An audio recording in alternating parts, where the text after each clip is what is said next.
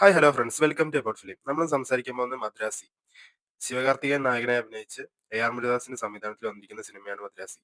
ഈ സിനിമയുടെ കഥയെക്കുറിച്ച് പറയുകയാണെങ്കിൽ തമിഴ്നാട്ടിലേക്ക് ഗൺ സപ്ലൈ ചെയ്യാൻ വേണ്ടി വിദ്യുത് ജവാൽ അദ്ദേഹത്തിന്റെ ഗ്യാങ്ങുമായി വരുന്നതും അത് തടയാൻ ശ്രമിക്കുന്ന ഐ.എൻ.എ ഉദ്യോഗസ്ഥനായ ബിജു മേനോനും തമ്മിലുള്ള ഒരു ക്ലാഷും അതിനിടയിലേക്ക് എങ്ങനെ ശിവകാർത്തികേയനും അദ്ദേഹത്തിന്റെ ലവറായി അവതരിപ്പിച്ചിരിക്കുന്ന രുക്മിണി വസന്തും അകപ്പെട്ടു എന്നുള്ളതാണ് ഈ സിനിമയുടെ സ്റ്റോറി. അതിന്റെ ഇടയില് ശിവകാർത്തികേയന്റെ ബാക്ക് സ്റ്റോറി, അദ്ദേഹത്തിന്റെ ഒരു രോഗാവസ്ഥ, ഇതിനെ കുറിച്ചൊക്കെ ഈ സിനിമയിൽ പറഞ്ഞു പോകുന്നുണ്ട്. പിന്നെ അവരുടെ പ്രണയം കടന്നു പോകുന്നുണ്ട് ഇതിനിടയിലൂടെ. മൊത്തത്തിൽ പറയുകയാണെങ്കിൽ അത്യാവശ്യം കണ്ടിരിക്കാൻ പറ്റിയ നീറ്റ് പടം. ഞാൻ ഓവറായിട്ടില് നിങ്ങൾക്ക് ഇതിന്റെ സ്റ്റോറിയെ കുറിച്ചൊന്നും പറഞ്ഞ് നിങ്ങളെ ബോറടിപ്പിക്കുന്നില്ല. കാരണം എന്താന്ന് വെച്ച് കഴിഞ്ഞാൽ ഈ സിനിമയുടെ സ്റ്റോറിയെ കുറിച്ച് ഞാൻ പറയാൻ തുടങ്ങിയാൽ മൊത്തം പറയേണ്ടി വരും. അത്ര സിമ്പിൾ ആയിട്ടുള്ളൊരു വൺ ലൈനറായി പോകുന്ന ഒരു സ്റ്റോറിയാണ്. കാരണം എവിടെ ഒരു വലിയൊരു ഹൈ മൊമെന്റ്, ഒരു ട്വിസ്റ്റ് കാര്യമൊന്നും ഇല്ലാത്ത സ്റ്റോറിയിൽ സ്റ്റോറി ബേസ് ഒരു സിമ്പിൾ സ്റ്റോറി, ക്ലീഷേ സ്റ്റോറിയാണ്.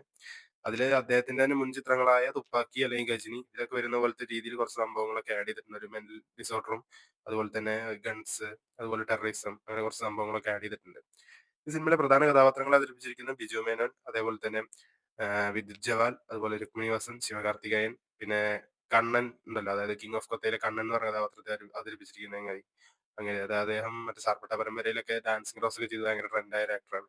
അദ്ദേഹം ഈ സിനിമയിൽ ഒരു പ്രധാന കഥാപാത്രത്തെ അവതരിപ്പിച്ചിട്ടുണ്ട്. അഭിനേതാക്കളുടെ കാര്യം പറയുകയാണെങ്കിൽ അത്യാവശ്യം ഡീസന്റ് പെർഫോമൻസ് ആണ്.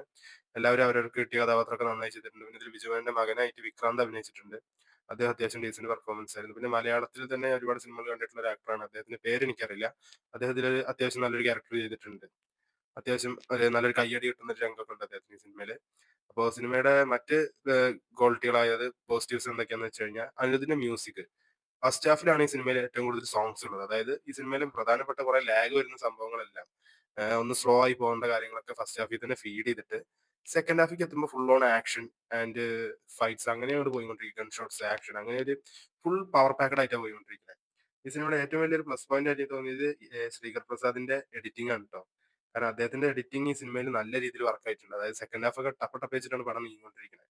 എവിടെ ലാഗ് ആവണില്ല, അതിന് വലിയ കിട്ടില്ലാണ്. അതേപോലെ തന്നെ സുദീപ് വെലങ്കോവൻ എന്ന് പറഞ്ഞ ആളാണ് ഈ സിനിമയുടെ സിനിമാറ്റോഗ്രാഫി ചെയ്തിരിക്കുന്നത്. അദ്ദേഹം അത്യാവശ്യം ഡീസന്റ് ആയി തന്നെ ചെയ്തു വെച്ചിട്ടുണ്ട്. അനിരുദ്ധിന്റെ മ്യൂസിക്കിനെ കുറിച്ച് പറയുകയാണെങ്കിൽ സത്യം പറഞ്ഞ സോങ്സ് ഒന്നും വലിയൊരു കാര്യമില്ല. ഫസ്റ്റ് ഹാഫിൽ വരുന്ന രണ്ട് സോങ്സ് ഓക്കെ ആയിരുന്നു. അതായത് ഇൻട്രോ സോങ്ങും ശേഷം ഒരു ലവ് സോങ്, ഒരു ട്രാക്കും വരുന്നുണ്ട്. അത്യാവശ്യം കേട്ടിരിക്കാൻ രസമുണ്ടായിരുന്നു. പക്ഷെ ബാക്ക്ഗ്രൗണ്ട് സ്കോറിൽ അദ്ദേഹം മറ്റേ കയ്യിൽ നിന്ന് പോയി തോന്നി. എനിക്കൊന്നും ഒരു നമുക്കങ്ങോട്ട് ഫീൽ ചെയ്യണില്ല. ഇത് ഓക്കെ, ഈ ഒരു മ്യൂസിക് കൊള്ളാം, അല്ലെങ്കിൽ ഒരു ഐക്കോണിക് വില്ലനെ കൊടുത്തിരിക്കുന്ന കുറച്ച് മ്യൂസിക് ഒക്കെ അത്യാവശ്യം നീറ്റായിട്ട് എനിക്ക് ഫീൽ ചെയ്തിട്ടുണ്ട്. കാരണം ആ ഒരു സെക്കൻഡ് ഹാഫിൽ അദ്ദേഹത്തിന്റെ സെക്കൻഡ് ഇൻട്രോ ഒക്കെ ഉണ്ട്. ആ സംഭവമൊക്കെ നല്ല കിടലിനായിട്ട് ആ ഒരു സ്കോർ പോകുന്നുണ്ട്. അതൊഴിച്ച നായകന് ഐക്കോണിക് മ്യൂസിക്കോ അല്ലെങ്കിൽ ഒരു നമുക്കൊരു ഫീൽ തരുന്ന, അല്ലെങ്കിൽ നമുക്ക് എപ്പോഴും മനസ്സിൽ നിൽക്കുന്ന കുറച്ച് മ്യൂസിക്കുകൾ എല്ലാ സിനിമകളിലും അനിരുദ്ധ് ചെയ്ത് വെക്കാറുണ്ട്. പക്ഷെ ഈ സിനിമയിൽ വരുമ്പോൾ അങ്ങനെയൊന്നും നമുക്ക് കിട്ടിയില്ല. എന്നിരുന്നാൽ കൂടി ഈ സിനിമ മൊത്തത്തിൽ നോക്കുമ്പോൾ, അതായത് എ.ആർ. മുരുകദാസിന് ഇതിന് മുമ്പ് ഇറങ്ങിയ സിക്കന്ദർ നോക്കിയാലും ശരി, സ്പൈഡർ നോക്കിയാലും ശരി, ദർബാർ ഒക്കെ മറ്റൊരു നമ്മളൊരു ഈ ലെവൽ, അല്ലെങ്കിൽ എ.ആർ. മുരുകദാസ് എന്ന് പറഞ്ഞ ഡയറക്ടറുടെ റേഞ്ച് നമുക്ക് അതിലൊന്നും കാണാൻ കഴിഞ്ഞിട്ടില്ല. പക്ഷെ ഈ സിനിമയിലേക്ക് വരുമ്പോൾ അദ്ദേഹത്തിന്റെ ഒരു കംബാക്ക് എന്ന് പറയാൻ കഴിയില്ലെങ്കിലും അദ്ദേഹം ജസ്റ്റിഫൈ ചെയ്തു. കാരണം ഇതിന് മുമ്പ് വന്ന സിക്കന്ദറൊക്കെ വെച്ച് നോക്കുമ്പോൾ ഇത് ഫാർ ഫാർ ബെറ്റർ ആണ്. കാരണം അദ്ദേഹത്തിന്റെ സർക്കാർ ആ റേഞ്ചിലൊക്കെ നിൽക്കുന്ന ഒരു സിനിമയായിട്ട് എനിക്ക് ഫീൽ ചെയ്തു. സർക്കാരിനേക്കാൾ ഒന്നുകൂടെ ബെറ്റർ ആയിട്ട് എനിക്ക് ഈ പടം ഫീൽ ചെയ്തു. അത്യാവശ്യം കുഴപ്പമില്ലാത്തൊരു സിനിമയാണ്. തിയേറ്ററിൽ നിന്ന് തന്നെ കാണാൻ പറ്റിയ, വലിയ ലാഗോ കാര്യമൊന്നുമില്ല. കുറച്ച് ലോജിക് ഇഷ്യൂസ് ഒരുപാട് അവിടെ അവിടെ ആയിട്ട് വരുന്നുണ്ട്. കാരണം ഫസ്റ്റ് ഹാഫിലാണെങ്കിലും ശരി, സെക്കൻഡ് ഹാഫിലാണെങ്കിലും ശരി. ഈ സിനിമയിൽ എൻ.ഐ.എ എന്ന് പറഞ്ഞ് കാണിക്കുന്ന നാഷണൽ സെക്യൂരിറ്റി ഒരു സംഭവമാണ്. അത് അത്യാവശ്യം ഹൈ ലെവൽ ടീമാണ്. പക്ഷെ ഇവര് ഈ ഫുൾ ബുള്ളറ്റ് പ്രൂഫും കാര്യമൊക്കെ ഇട്ട് വന്ന് നിന്നാൽ പോലും വില്ലന്മാരെ ഗ്യാങ് ഒക്കെ വന്നിട്ട് സിമ്പിൾ ആയിട്ട് വെടിവെച്ച് കൊല്ലുന്നുണ്ട്. കാരണം ബുള്ളറ്റ് പ്രൂഫ് തുളച്ചിട്ടൊക്കെയാണ് പോണത്. അത് കാണുമ്പോൾ എന്താ ഇപ്പൊ ഇത് ഇങ്ങനെ തോന്നിപ്പോകും. ചില സീനിൽ കേട്ടോ, എല്ലാ ഭാഗത്തുനിന്നല്ല. അതുപോലെ തന്നെ ഈ സിനിമയിൽ ഗജനിന്നാണെങ്കിലും ശരി, തുപ്പാക്കിന്നാണെങ്കിലും ശരി, ഒരുപാട് റെഫറൻസുകൾ ആ സ്റ്റോറിയിലും ഒക്കെ കൊണ്ടുവരുന്നുണ്ട്. പക്ഷെ എനിക്ക് ഇതിനേക്കാളൊക്കെ കൂടുതലായിട്ട് ഈ സിനിമയിൽ ഇൻസ്പയർ ചെയ്തതായി തോന്നിയത് ഏത് സിനിമ എന്ന് വെച്ചാൽ ഗുണ. കമലഹാസൻ നായകനായി അഭിനയിച്ച ഒരു പഴയ പടമുണ്ട്. നിങ്ങൾ കണ്ടിട്ടുണ്ടാവുമെന്ന് എനിക്കറിയില്ല. കാരണം ഇത് സോങ് ഭയങ്കര ട്രെൻഡായത്. കൺമണി അൻപോട് കാതലൻ, ആ സോങ് ഒക്കെ ഭയങ്കര ഹിറ്റ് ആയിരുന്നു. ആ സിനിമയിലെ കമലഹാസന് ഒരു പ്രശ്നമുണ്ട്. അതായത് നായികയ്ക്ക് വേണ്ടി എന്തും ചെയ്യാൻ ഒരു മടിയില്ല. അത് ഏത് എക്സ്ട്രീം വരെയും പോകും. ഭയങ്കരമായ ഒരു പ്രാന്തമായ ഒരു പ്രേമമാണ് നായികയുടെ അതില് കമലഹാസന്റെ കഥാപാത്രത്തിൽ. ഏതാണ്ട് അതേ ഒരു ക്യാരക്ടർ സ്കെച്ച് ആണ് ഈ സിനിമയിൽ ശിവകാർത്തികേയൻ കൊടുത്തിട്ടുള്ളത്. എനിക്ക് ഈ സിനിമയ്ക്ക് ശരിക്കും പറഞ്ഞാൽ മദ്രാസി എന്നുള്ള പേരിന് പകരം ഗുണ ടു ആക്ഷൻ അങ്ങനെ എന്തെങ്കിലുമൊക്കെ ഒരു ടൈറ്റിൽ കൊടുത്ത് ഒന്നുകൂടെ ബെറ്റർ ആവും തോന്നിയിരുന്നു. കാരണം എക്സാക്ട് ഏകദേശം അതേ ടൈപ്പ് ഒരു ക്യാരക്ടറൈസേഷൻ ആണ് ശിവകാർത്തികേയൻ ഈ സിനിമയിൽ. പെർഫോമൻസ് വൈസും ശിവകാർത്തികേയൻ അത്യാവശ്യം നന്നായി ചെയ്തിട്ടുണ്ട് കേട്ടോ. പക്ഷേ ഈ സിനിമയിൽ എന്നെ അധികമായിട്ട് ഗൂസ് ബംസ് എനിക്ക് വന്നത് വിദ്യുത് ജവാലാണ്. കാരണം അദ്ദേഹത്തിന്റെ ആ ഒരു സ്വാഗ് ആണെങ്കിലും ശരി, അത് തുപ്പാക്കി പോലും ഇത്രയും പവർ ഇല്ലെന്ന് ഞാൻ പറയും. കാരണം അതിലൊന്നും ഇത്രണ്ട ആക്ഷനോ അല്ലെങ്കിൽ കാര്യമൊന്നും അദ്ദേഹത്തിന് കൊടുത്തിട്ടുണ്ടാവില്ല. അദ്ദേഹത്തിന് കുറച്ച് ഡയലോഗ്സും ഒരു സീക്വൻസും മാത്രമേ കിട്ടിയിട്ടുള്ളൂ. അതിൽ തന്നെ അദ്ദേഹം സ്കോർ ചെയ്തിരുന്നു.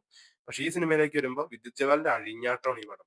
സെക്കൻഡ് ഹാഫിലൊക്കെ പുള്ളിക്ക് കുറച്ച് ഹെൻട്രികളുണ്ട്. എന്ത് രസാന്നറിയോ ആ സീനൊക്കെ.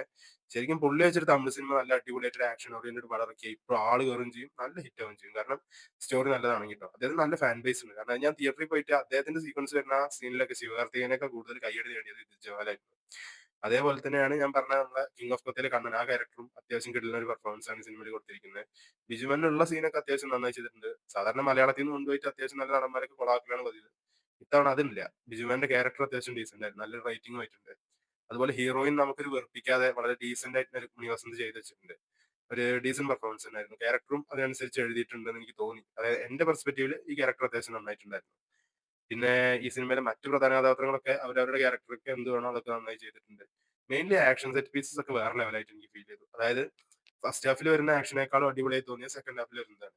സെക്കൻഡ് ഹാഫിൽ നിരത്തി ആക്ഷൻ ഒന്നും രണ്ടോ ഒന്നല്ല ഒരുപാട് ആക്ഷൻ. ഒരു തുടങ്ങി കഴിഞ്ഞാൽ പിന്നെ അവസാനിക്കുന്ന ഒരു അടി തന്നെയാണ്. അതിന്റെ ഇടയിൽ ഒരു 10-15 മിനിറ്റുള്ള ഒരു ബ്രീത്തിങ് സ്പേസ് ഉള്ളൂ. ബാക്കി ഫുൾ ആക്ഷൻ തന്നെയാണ് പടം.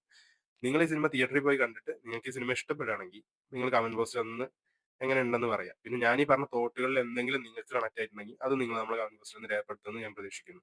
അപ്പൊ അടുത്തൊരു സിനിമയുടെ റിവ്യൂ ആയി വരുന്നവരെ ബൈ, ഗുഡ് നൈറ്റ്.